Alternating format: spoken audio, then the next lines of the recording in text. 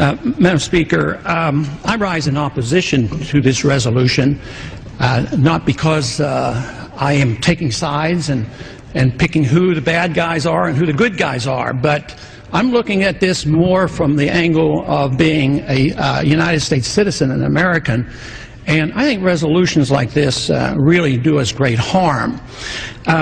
In many ways, what's happening in the Middle East, and in particular with Gaza right now, we have some moral responsibility for both sides in a way, because we provide help and funding for both Arab nations and Israel. And so we definitely have a moral responsibility, and especially now today, the weapons being used to kill so many Palestinians are American weapons, and American funds essentially are being used for this. But there's a political liability which I think is something that we fail to look at, because too often there's so much blowback from our intervention in areas that we shouldn't be involved in.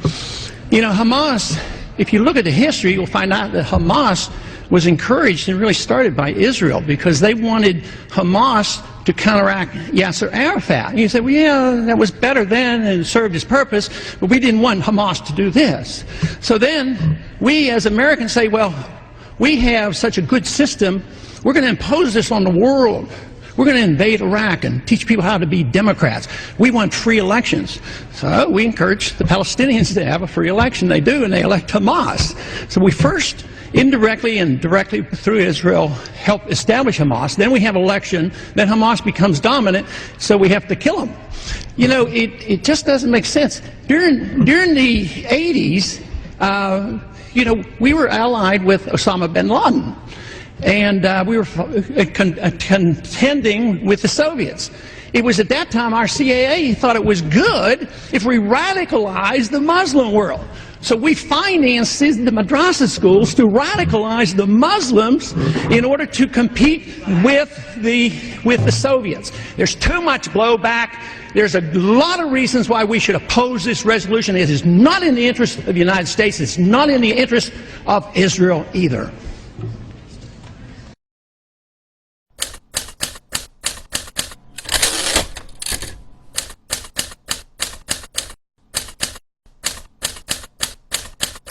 Это говорят... Я говорю, какой идиот это сказал? Война на юге с кем?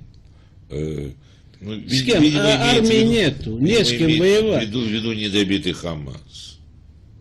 Не понял? Видимо, имеет в виду недобитый Хамас. С Хамасом это не война, это операция. Ну, и кто начнет войну с значит, Хамасом? это не война. Кто начнет войну с Хамасом? Кто начнет войну, а не начнет ли сам Хамас? У Хамаса есть вообще возможность начать какие-то военные действия? У него есть какие-то цели, чтобы начать военные действия? Или в условиях сегодняшнего Египта для них это самоубийство? Ну, Хамас изолирован. И Хамаса на сегодняшний день у Хамаса есть самый большой ангел-хранитель. Это мы. Это мы. Это мы. Которые хотят любой ценой, вопреки всему, сохранить Хамас. Потому что Хамас – это последняя надежда нынешнего правительства, как и прошлого правительства, и той власти, которая у нас в Израиле, пытаться затормозить процессы, к которым нас толкает Европа и Америка. Соединенные Штаты, весь арабский мир, весь мусульманский мир и все человечество, и прогрессивное, и регрессивное. Поэтому Хамас, мы будем защищать его, и лелеять, и хранить всеми способами, на которые это наше новое правительство способно.